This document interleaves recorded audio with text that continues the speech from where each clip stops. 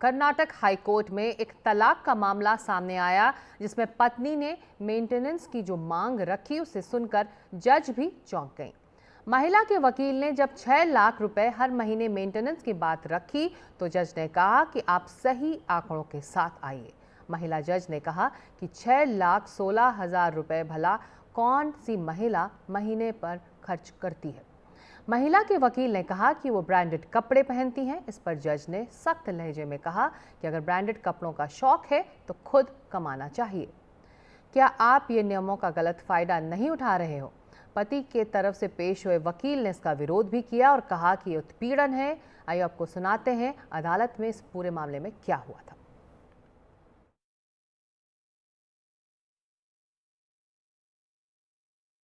Please don't tell the court that this is all a person requires.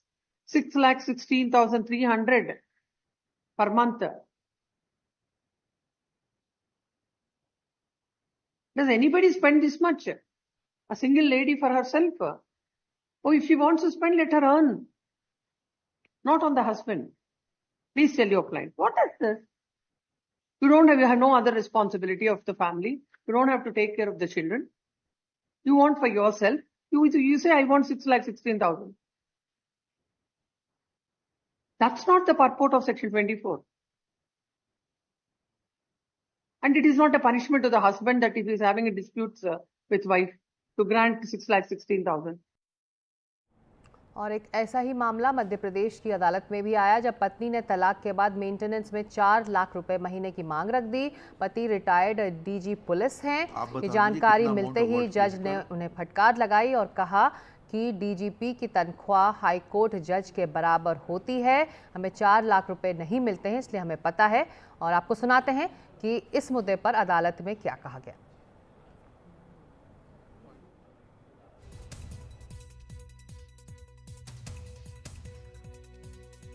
आप बता दीजिए कितना अमाउंट अवार्ड किया है? We have claimed rupees 4 lakhs per month. Per month? अच्छा, per month. क्या पद करते हैं आपके पति? DG police, he was उनको DG. कितनी पेंशन मिलती है? 4 लाख रुपए महीना मिलती है pension? My lord, the pension, he was in service at that particular point of time. कितनी तनख्वाह मिलती है? डीजी की तनख्वाह हाईकोर्ट जज के बराबर होती है। हमें 4 लाख रुपए नहीं मिलती है, इसलिए हमें मालूम है। My lord, paragraph number. DG is equivalent to secretary to government of India. Salary of secretary to government of India is equivalent to the high court judge. Now high court judge does not get 4 lakh rupees. आपको मिलते हैं। आपके trial court में वकील लोग अगर कानून नहीं पढ़ते तो उसके लिए हम जिम्मेदार नहीं हैं। तो तलाक के बाद जब 4 लाख रुपए एक महीने की मांग रखी गई तो अदालत ने कहा कि जो महिला 4 लाख रुपए मेंटेनेंस की मांग रख रही हैं, क्या उन्हें पता है कि उनके जो पति हैं जिनको वो तलाक दे रही हैं, क्या वो इतना कमाते हैं? क्योंकि अदालत को ये जानकारी है कि एक डीजी कितना कमाता है, क्योंकि उसकी तनख्वाह हाईकोर्ट जज के बराबर होती है और उन्हें 4 लाख रुपए नहीं मिलते हैं। और वहीं दूसरा मामला जो एक दूसरे राज्य में दूसरी अदालत में आया था, जब मेंटेनेंस के लिए 6 लाख रुपए की मांग रखी गई, तब जज ने कहा कि अगर आपको ब्रांडेड कपड़ों का शौक है, अगर आपको महंगी चीज़ों का शौक है तो आप खुद कमाइए, तलाक के ज़रिए इसे हासिल करने की कोशिश ना करें। यही है चर्चा का मुद्दा। डॉक्टर रंजना कुमारी चेयरपर्सन है WPC की, साथ ही संदीप दुबे वकील हैं सुप्रीम कोर्ट के, हमारे साथ जुड़ेंगे। रंजना जी, आपने सुना इन दोनों मामलों को, मेंटेनेंस को लेकर ये पूरा मामला था और अदालत ने सख्त टिप्पणी दोनों ही मामलों में की है। देखो सत्ता, ये सबसे ये उचित नहीं है कि कोर्ट अपने हिसाब से चले, इसमें इस तरह की बातें महिलाओं को सुनाई जाए, क्योंकि इस पर डिपेंड करता है कि उनकी क्या तनख्वाह है, क्या वो बिजनेस फैमिली की है, क्या उनके बच्चे किस तरह के स्कूल में पढ़ रहे हैं, खर्चा क्या है एक महीने का। तो तमाम चीजों को देखते हुए, चाहे वो हिंदू पर्सनल लॉ हो, मुस्लिम पर्सनल लॉ हो, हर जगह एक तरह से उसकी इद्दत की या आलमनी की व्यवस्था है। और ये अब ये भी पहले तो होता था खाली 500 रुपया देंगे, जिसका कोई मतलब ही नहीं था। अब धीरे धीरे करके ये भी तय हुआ कि भाई जो असेसमेंट किया जाएगा कोर्ट की तरफ से, उसका असेसमेंट कराया जाएगा पति की रहन सहन का, जो जीवन है, जिस तरह से वो महिला वो जीवन जी रही थी। अब 4 लाख रुपए जज को मिलते हैं या हमें 1 लाख भी नहीं मिलता है, तो उससे कोई मतलब नहीं है। इससे मतलब ये इस बात से है कि उसका अपना खर्च अभी तक किस तरह का रहा उस परिवार में रहते हुए, और आगे उसका रंजना जी, खर्च कैसे जब निभाया उस जाएगा। महिला के वकील का आर्ग्यूमेंट होता है, वो जो कर्नाटक का मामला है, उसमें उस महिला के वकील का आर्ग्यूमेंट था कि उन्हें ब्रांडेड कपड़े पसंद हैं, इसीलिए उनको इतना इतना पैसा चाहिए अपने कपड़े खरीदने का। तो वो भी क्या वाजिब है इस तरह की डिमांड्स रखना? देखो, अब ये तो अब इसमें तो डिपेंड करता है ना। बहुत सारे लोग, बहुत सारे परिवार ऐसे हैं जो बहुत कमाते हैं, बड़ा पैसा उनके पास है, उनको कोई बहुत खास, सरकार भी उनसे टैक्स नहीं ज्यादा लेती है, बल्कि नौकरी पेशा वालों से ज्यादा टैक्स लेती है। तो ऐसे में उन लोग की ये चीजें, और बाजार से ये चीजें खरीदने की उनकी जो एक मंशा है, एक इच्छा, वो को ना पढ़ने का मौका, ना उसको नौकरी करने का मौका मिला होगा जब तक वो शादी में रही होगी। तो मैं उसकी पारिवारिक परिस्थिति के बारे में, चूंकि प्रोग्राम में मैं अभी आई तो मैं देख नहीं पाई, लेकिन अगर खर्च की आदत ऐसी रही है और खर्च इस तरह से हुआ है उसके ऊपर, और पति का भी अपना खर्च उसी तरह का होगा। मैं नहीं समझती हूँ कि जिसकी पत्नी ब्रांडेड कपड़े पहनना चाहती है, वो पति ब्रांडेड घड़ी और कपड़े और सूट बूट नहीं पहनता होगा। तो ये तो एक इक्वालिटी की बात है कि आप शादी में सड़क पे नहीं ढकेल देंगे। और मुझे थोड़ा सा आश्चर्य हुआ कि एक जज अपनी तनख्वाह से इस बात को तौल रही है। ये बिल्कुल सरासर अन्याय है औरत के प्रति। और अगर तो उसके पास ऐसा खर्च का कोई रैशनल नहीं है, मतलब कहते हैं ना, बताएं कि कैसे ये खर्च होगा, ये खर्च। तो जी। वकील ने कह दिया इनको ब्रांडेड कपड़े पहनने का शौक है, तो ब्रांडेड कपड़े अगर पहनती रही अभी तक तो पहनेंगी, आगे भी पहनना चाहेंगी। तो जी। उसमें कौन सी बड़ी बात होगी। आप ब्रांडेड कपड़ों की दुकानों से आपने पूरा देश भर दिया है। अब जी। जब कोई ब्रांडेड संदीप कपड़े जी, पहनना चाहेगा तो आप बोलेंगे कि रंजन भाई जी, ये तो बड़ा। संदीप दुबे जो वकील हैं सुप्रीम कोर्ट के, वो भी हमारे साथ जुड़े हुए हैं। लॉ इस पर संदीप जी क्या कहता है? जैसे कि रंजना जी कह रही हैं कि ये महिलाओं का अधिकार है, अगर वो अपनी जो उनकी आदतें हैं या फिर जो रोज़मर्रा की ज़रूरत है, अगर वो अपनी बात रख रही हैं और उनको एक उस तरह का अमाउंट चाहिए जिससे वो डिवोर्स ले रही हैं उस पति से, तो ऐसे में उसमें कोई गलती नहीं है या फिर कुछ गलत भी नहीं है। तो लॉ क्या कहता है? क्या दायरे से बाहर जाकर इन दो महिलाओं ने अदालत के सामने इस तरह का अमाउंट रखा था? सिकता जी, देखिए, जो हम 1955 हिंदू मैरिज एक्ट सेक्शन 24 जो है वो जेंडर न्यूट्रल की बात करता है। वो भेदभाव नहीं करता पुरुष और स्त्री में। हम रंजना जी को सुन रहे थे, वो अच्छी बात है, वो महिलाओं का समर्थन कर रही थी।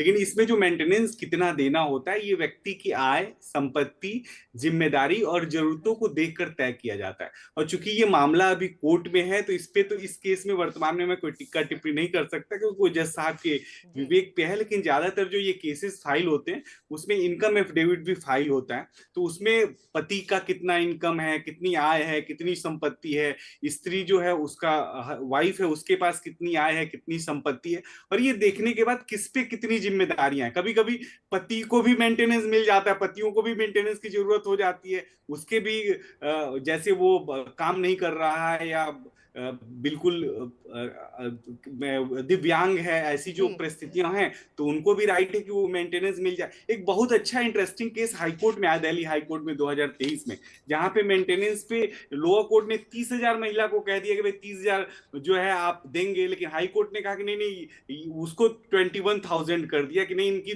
21,000 की जरूरत है, उसमें पूरा हो जाता है। तो कई बार ये लड़ाई का मामला है, आपसी लड़ाई में कोर्ट को भी कई बार सोचना पड़ता है कि क्या तय करें, उसको क्या दें ताकि उसकी रहन सहन बेहतर हो पाए। तो मुझे लगता है कि ऐसी परिस्थिति में हस्बैंड हो या वाइफ हो, दोनों को समान रूप से एक दूसरे की देखभाल करनी चाहिए जी। रंजना ताकि जी, किसी को दिक्कत ना हो। डिवोर्स के मामलों में कई बार हमने देखा है अदालती लड़ाई काफी खराब हो जाती है। कहा जाता है कि महिलाएं आर्म ट्विस्ट कर रही हैं अपने मेंटेनेंस और एलिमनी निकालने के लिए। तो ऐसे भी खबरें आती रहती हैं अदालत के बाहर से डिवोर्स के मामलों में। जब तक कभी कभी ये नहीं कहा जाता, ये हमेशा कहा जाता है। और जजों की जो मानसिकता है या जो वकीलों की मानसिकता होती है, उसमें महिला ही दोषी है, क्योंकि वो क्यों अपने पति को छोड़कर जा रही है, क्यों वो इतना परेशान कर रही है।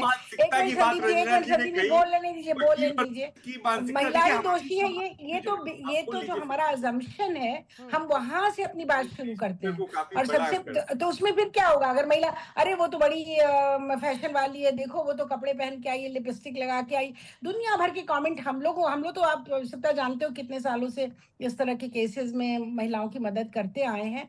40 साल हो गए अब तो मेरी जिंदगी के इस काम को करते हुए। तो मुझे मालूम है कि कोर्ट में एक बायस है और एक मेल बायस है, और महिला जज ने कहा है तो वो भी उसी बायस की ही एक तरह से वो रिफ्लेक्ट कर रही हैं। लेकिन जैसा कि कहा गया, जैसे इन्होंने अच्छे से कोट किया है, वो दोनों हिंदू मैरिज एक्ट का देख ले, पर्सनल लॉ में तो सब में ही है, इंडियन डिवोर्स एक्ट में भी है, क्रिश्चियन लॉ में भी है, और उसका स्पेशल मैरिज एक्ट में भी सेक्शन 36 और सेक्शन 37 में ये कहा गया है कि एलिमनी बेस होगी इनकम और नीड्स के ऊपर। तो अगर उस महिला की नीड है जिसमें उसका 6 लाख का खर्चा महीने का वो करती थी, तो निश्चित तौर पर उसको 6 लाख देना पड़ेगा और देना चाहिए। नहीं तो आप क्या चाहते हैं? आप चाहते हैं महिला तो नमक रोटी खा के जी ले आपकी जिंदगी में से, अगर वो निकल गई है तो, और आप जितनी मस्ती है वो करें। भाई पैसा आप कमा रहे हैं तो पैसा कमाने के लिए वो आपकी पूरी सहभागिनी रही है ना, आपके बच्चे को पाल रही है, आपका घर चला रही है। जो कोई भी महिला आप शादी करके लाए हैं, अगर डिवोर्स हो रहा है तो इसका मतलब कि कहीं ना कहीं ये फॉर्मल शादी हुई है, और शादी हुई है इसीलिए डिवोर्स के लिए कोर्ट में जाना पड़ रहा है। तो अब वो उसमें फिर ये कहना कि नहीं इनका तो खर्चा बहुत ज्यादा है, इनको बड़ी शान शौकत की आदत है।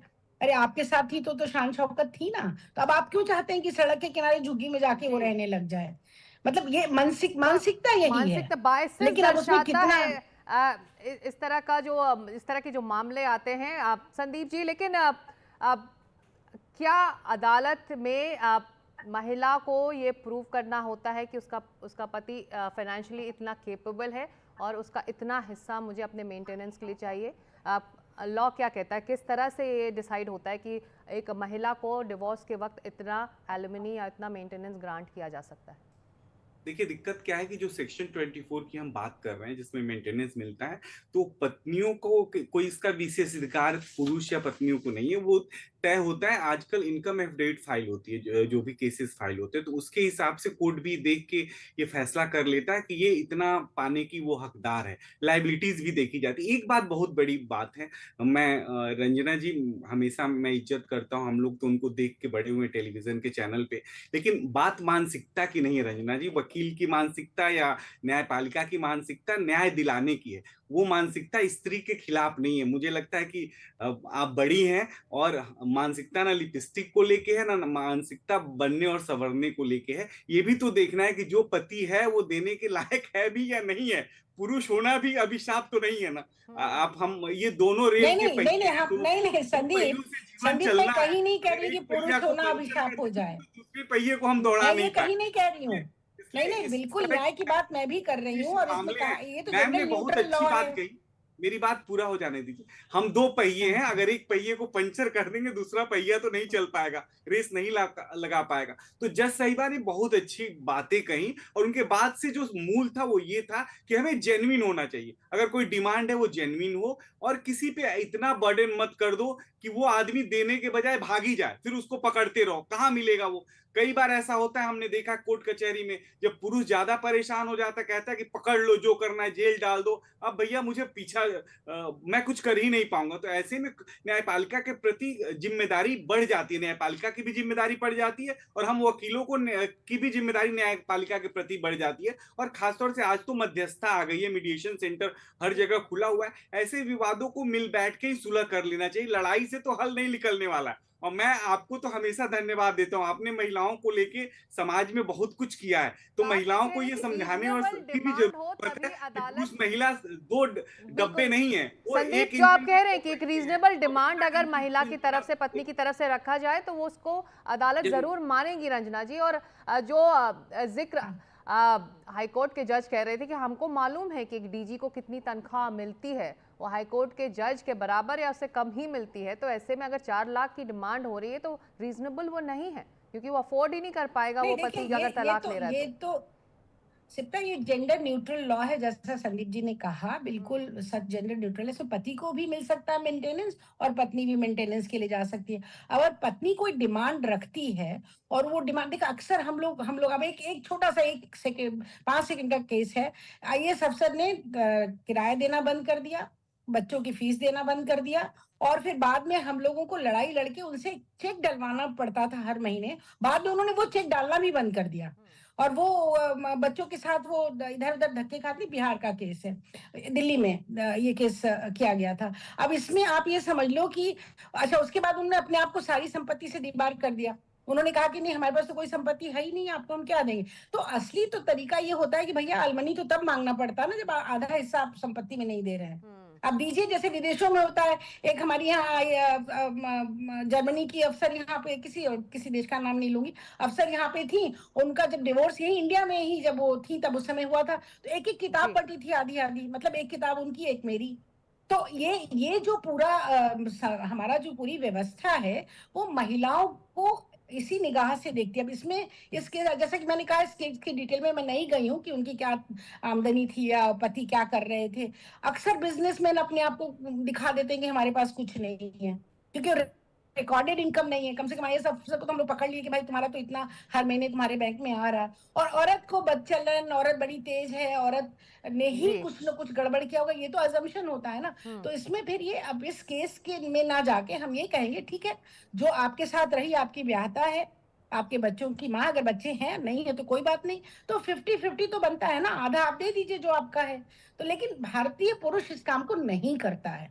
अक्सर आप देखेंगे एलिमनी 1 बार 2 बार 3 बार देके गायब हो जाते हैं। ये संदीप ने ठीक कहा कि नहीं देगा, ज्यादा बोझा पड़ेगा, तो देते ही नहीं है वो। तो मतलब सोचो 500 से 2500 किया एलिमनी पहले, 500 से फिर 2500 देना शुरू, 500 से 2500 रुपए में एक औरत अपना आप घर कह रही चला ले, 50-50 अपने एक बच्चों को सही पढ़ा ले। रास्ता है, लेकिन संदीप जी बता चुके हैं कि जो लॉ या जो कानून कहता है वो ये कि रीजनेबल होके एक आमदनी के हिसाब से, पति के आमदनी के हिसाब से या पत्नी के आमदनी के हिसाब से आप मेंटेनेंस या एलिमनी मांगे तो अदालत के सामने, अदालत में आपका जो पक्ष है वो मजबूत होगा। बहुत शुक्रिया डॉक्टर रंजना कुमारी और संदीप दुबे इस धन्यवाद संदीप, इस तमाम चर्चा के कॉम्प्लीमेंट लिए। दिए तुमने, धन्यवाद। चलिए बहुत शुक्रिया।